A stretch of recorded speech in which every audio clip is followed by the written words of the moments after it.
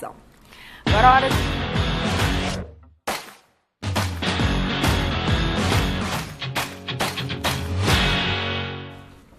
Hora de ficar por dentro do que está rolando no mundo do futebol. E o Cid Ramos está aqui do lado para falar de Campeonato Brasileiro, da Libertadores e da Seleção Brasileira também, né, Cid? Boa tarde. Boa tarde, Michele. Boa tarde para todo mundo. Uma boa quarta-feira. Para todos nós. Hoje é dia de Libertadores, mas ontem teve Série B. Ontem teve Campeonato Brasileiro, abertura de mais uma rodada.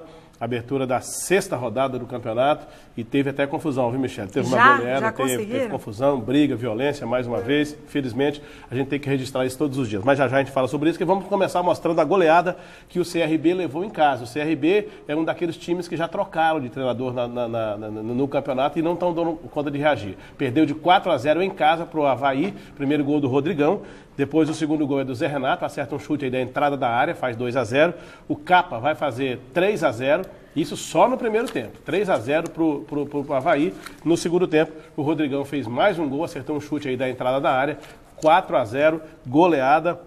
O CRB precisa tomar pé da situação, porque é um time que começou com a expectativa de que faria um grande campeonato, mas vai se arrastando até agora na Série B do Campeonato Brasileiro. O outro jogo, Michele, foi um jogo que não foi bom para o Goiás, não. O resultado foi ruim para o Goiás. O Goiás era o 18º, o antepenúltimo na zona do rebaixamento, porque o Criciúma não tinha pontuado ainda. Ocorre que o Goiás é o time, a defesa mais vazada da Série B. Tem 8 gols negativos o Goiás. E o Criciúma não tinha ponto ainda. Não tinha pontuado. Coisa complicada, né? O Criciúma ficar sem ponto até esse momento da competição. Aí fez um ponto ontem e derrubou o Goiás numa posição. O Goiás caiu para 19º lugar porque o saldo negativo do Criciúma é melhor do que o do Goiás. Foi 0-0 em casa contra o Juventude, um clássico lá do Sul.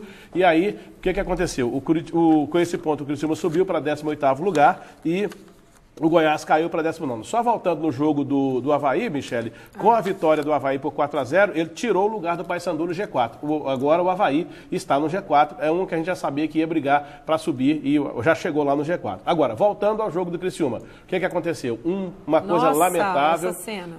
Mas pior que essa cena você vai ver agora, uma cena do carro do atacante Zé Carlos. Ele estava saindo do estádio depois do empate lá do Heribert Ilse. O que aconteceu? Estava com 2 dos filhos dele dentro do carro e a torcida tentou invadir o vestiário primeiro para brigar com os jogadores, não conseguiu, a segurança interferiu e não permitiu que o vestiário fosse invadido.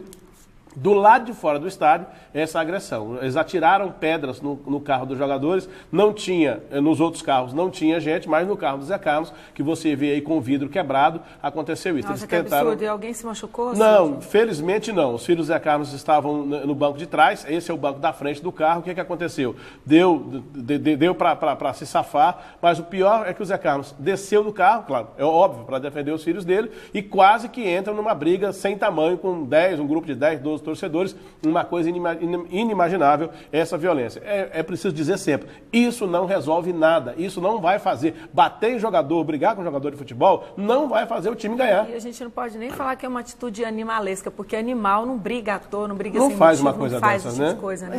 Mas infelizmente aconteceu, desculpe, e a gente tem que registrar, aconteceu isso ontem lá, acabou virando caso de polícia ontem à noite lá em Criciúma, depois do empate em 0-0 com o Juventude. Agora, a atitude da torcida não se justifica de forma alguma. Agora, a campanha do Criciúma é de dar dó, né? Para um time grande, com as condições financeiras que tem o Criciúma, não dá para ficar, a torcida também não deve agir assim, mas também aceitar passivamente. Há outras formas de protestar. Outras formas de cobrar, claro, né? de protestar, não essa. Mas a torcida tem toda a razão de estar muito chateada, porque a campanha do Criciúma, pela expectativa que ele começou o campeonato, é muito ruim. Vamos falar de Libertadores, então. Vamos. Um brasileiro ontem em campo foi o Grêmio de Futebol Porto Alegrense, já estava classificado para a próxima fase, mas o Grêmio quer ser o melhor time da primeira fase. E foi lá na Venezuela e ganhou de 2-1 da equipe do Monáguas. O primeiro gol do Grêmio é esse aí, do Ramiro, acertou um chute de fora da área, o goleiro colaborou um pouquinho, mas o que vale é que foi gol do Grêmio, 1-0. Depois, o Cânima vai fazer um gol contra. A gente está repetindo aí o gol do Ramiro, chutou de muito longe, o goleiro acabou aceitando. Aí,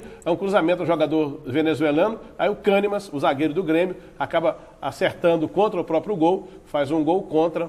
empatando o jogo. E no finalzinho, o Jailson marcou de pênalti. O jogador do Grêmio foi atropelado pelo zagueiro do time venezuelano, do Monáguas, e o Jailson fez o gol que deu a vitória para o Grêmio. O Grêmio continua numa campanha impecável, já está classificado, tranquilo, né, para a próxima fase da Libertadores. Libertadores que tem hoje 2 brasileiros em campo.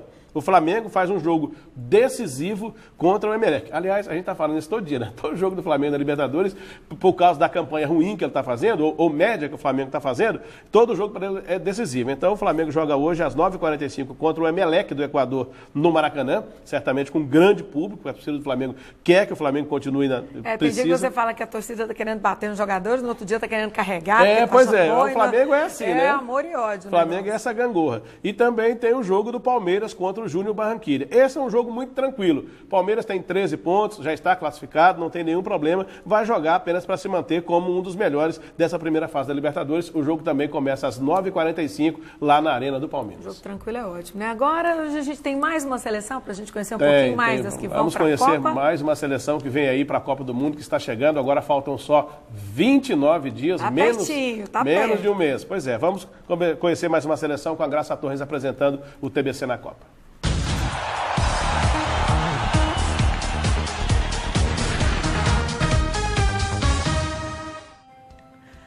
O TBC na Copa de hoje vai visitar a África e apresentar uma das grandes forças africanas em Copas do Mundo de futebol, a seleção nigeriana, que vem mais uma vez com o objetivo de surpreender na competição. A Nigéria vai participar de sua 6ª Copa do Mundo, sendo que a primeira foi em 94 nos Estados Unidos. Suas melhores campanhas foram apenas até a fase de oitavas de final em 3 Copas, 94, 98 e 2014. Seu grande destaque individual é o atacante Victor Moses, jogador do Chelsea, da Inglaterra. A Nigéria é um dos 5 países da África que vão participar da Copa do Mundo de 2018 na Rússia. Líder do grupo B das eliminatórias, foi o primeiro país do continente a garantir sua passagem para o Mundial, uma rodada antes do fim da competição. Foram 4 vitórias, 1 empate e 1 derrota nas 6 partidas disputadas. O apelido de Soldados Verdes, como são conhecidos seus jogadores, faz referência à cor do uniforme da seleção. Na primeira fase da Copa, os rivais da Nigéria serão Argentina, Croácia e Islândia, no grupo D do Mundial Russo. O TBC na Copa vai ficando por aqui e volta no próximo boletim, de volta agora à América, agora central, com a seleção da Costa Rica. Até lá, então. É sempre muito forte a Nigéria, né? Uma seleção que ainda não chegou assim numa fase mais aguda de uma Copa do Mundo. Mas dá trabalho. Mas dá muito trabalho. Fisicamente é um time muito forte, os jogadores atuam, a grande maioria, na Europa. Então, assim, é uma seleção que uma hora ou outra vai surpreender alguém chegando numa posição muito boa em Copa do Mundo. Esperar para ver qual vai ser o resultado da Nigéria. E a gente tem alguma notícia da nossa seleção, Cid? Temos notícias boas. Assim, o Neymar está liberado para treinar com bola. E a melhor notícia é que, além de estar liberado para treinar com bola, é que é muito possível que ele possa participar dos 2 últimos amistosos que o Brasil vai fazer antes da Copa do Mundo. Um em Liverpool e outro, o Brasil vai jogar na Áustria, em Viena. Então, assim, é muito possível que nesses 2 jogos, o Dr. Rodrigo Lasmar deu entrevista ontem dizendo que, além da liberação para ir para o campo, treinar com bola, é muito possível que ele esteja nos 2 amistosos antes da seleção entrar em campo na Copa do Mundo no dia 17 de junho. O que isso quer dizer?